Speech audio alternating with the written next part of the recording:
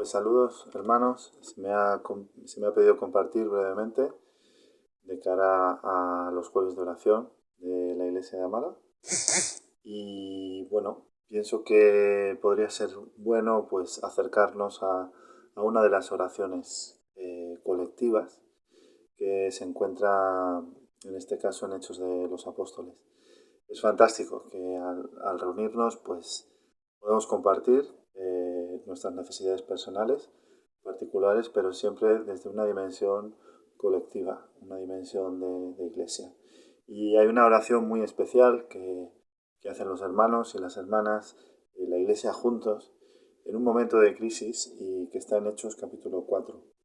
Lo que podríamos hacer es leer la oración y luego dar algunas pinceladas que nos pueden ayudar pues para enfocar la oración colectiva pues como iglesia para este jueves. Pues está en Hechos, capítulo 4, y bueno, desde el 23 podemos empezar leyendo y muy poco después arranca la oración colectiva. Dice así en Hechos 4:23: y puestos en libertad vinieron a los suyos y contaron todo lo que los principales sacerdotes y los ancianos les habían dicho. Y ellos, habiéndolo oído, alzaron unánimes la voz a Dios y dijeron: soberano Señor, tú eres el Dios que hiciste el cielo y la tierra, el mar y todo lo que en ellos hay. Que por boca de David, tu siervo, dijiste: porque se amotinan las gentes y los pueblos piensan cosas vanas. Se reunieron los reyes de la tierra y los príncipes se juntaron en uno contra el Señor y contra su Cristo. Porque verdaderamente se unieron en esta ciudad contra tu santo Hijo Jesús, a quien ungiste, Herodes y Poncio Pilato, con los gentiles y el pueblo de Israel, para hacer cuanto tu mano y tu consejo habían antes determinado que sucediera. Y ahora, Señor, mira sus amenazas y concede a tus siervos que con todo denuedo hablen tu palabra, mientras extiendes tu mano para que se hagan sanidades y señales y prodigios mediante el nombre de tu santo Hijo Jesús. Cuando hubieron orado, el lugar en que estaban congregados tembló, y todos fueron llenos del Espíritu Santo y hablaban con denuedo la palabra de Dios. Es muy interesante esta historia porque la oración es una característica muy importante. De alguna manera, los eventos que arrancan y que conducen a esta crisis la podemos situar en Hechos 3:1, donde Pedro y Juan subían al templo pues para orar, a la hora novena, la de la oración, dice el texto. ¿Qué pasa? Pues que en esta situación hay una persona necesitada, un paralítico, que les pide limosna, y Pedro pues le responde que no tiene ni oro ni plata, pero que lo que tiene le da. Entonces, en el nombre de Jesús, esta persona es sanada y empieza a caminar. Imaginaos la sorpresa, el pueblo se junta, Pedro tiene ahí la oportunidad de predicar el Evangelio, las buenas noticias acerca del Señor Jesús, y el impacto es tan grande que llama la atención de las autoridades, y Pedro y Juan pues digamos son llamados, son interrogados y finalmente se les conmina a no hablar en nombre del Señor Jesús.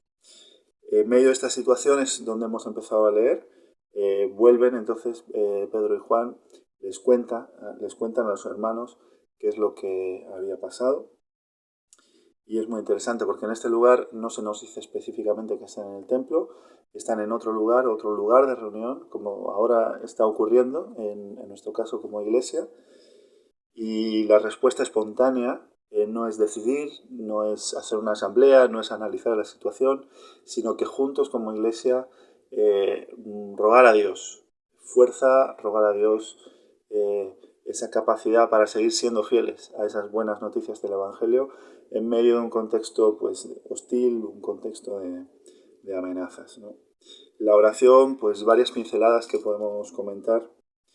Aparte de este sentir de unidad, de depender juntos de Dios, de recurrir a Él en medio de momentos complicados y de presión, es reconocer que Dios es soberano. Dios gobierna en todo lo que ocurre se dice soberano Señor.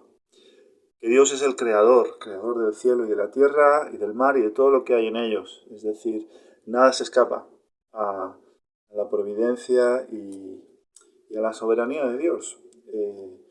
Seguidamente, a partir del versículo 25, es interesante porque se reconoce que Dios no es solo Dios creador, no es solo soberano, creador, sino que también Dios ha hablado por medio de su revelación en las Sagradas Escrituras. Se cita un pasaje de David, Salmo 2, en el que es muy interesante porque entonces, en medio de esa crisis, la comunidad cristiana es capaz de leer esa crisis a la luz de la revelación de la palabra de Dios y a la luz del mensaje profético de la palabra de Dios.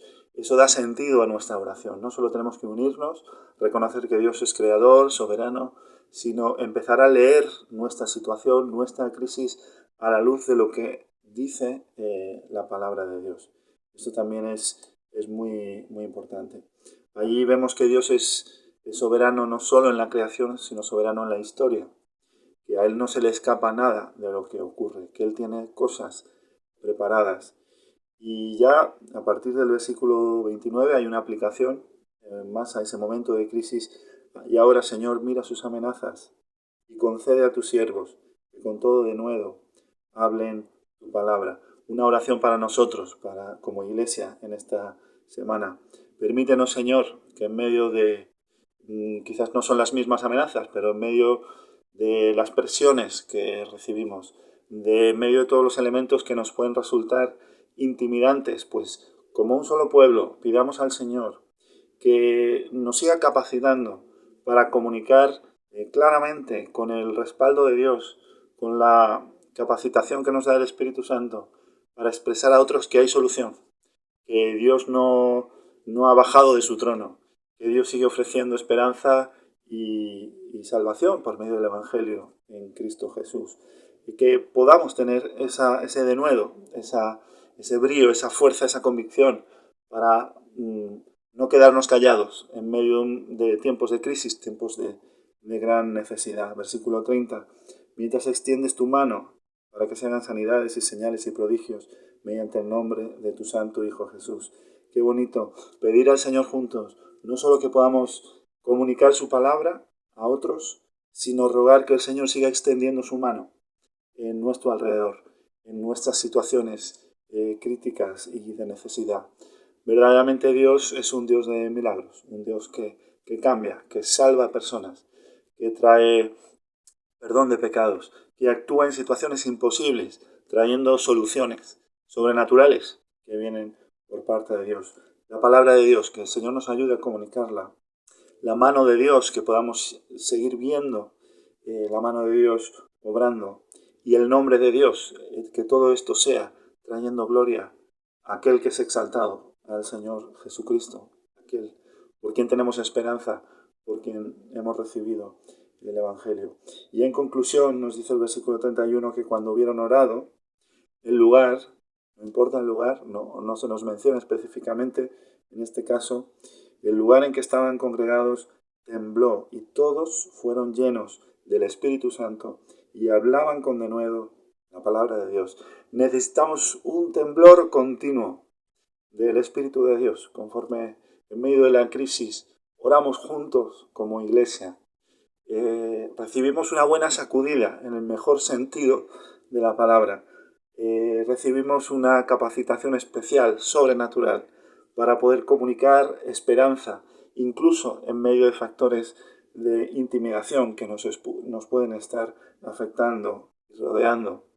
Y no se trata solo de Pedro y Juan, nos dice la palabra de Dios que todos fueron llenos del Espíritu Santo y hablaron con denuedo la palabra de Dios. Pidamos al Señor, además de las peticiones concretas que podemos tener como comunidad, que pueden tener miembros particulares de nuestra comunidad, pidamos también juntos que el Señor nos capacite con poder de lo alto para seguir con toda pasión, con todo amor, con toda fidelidad a nuestro Señor y Salvador Jesucristo, expresando esa esperanza que no solo nosotros necesitamos, sino nuestra sociedad que nos rodea necesita tan desesperadamente. Que el Espíritu Santo nos siga capacitando para transmitir esa esperanza del Evangelio en medio de estos momentos de gran necesidad.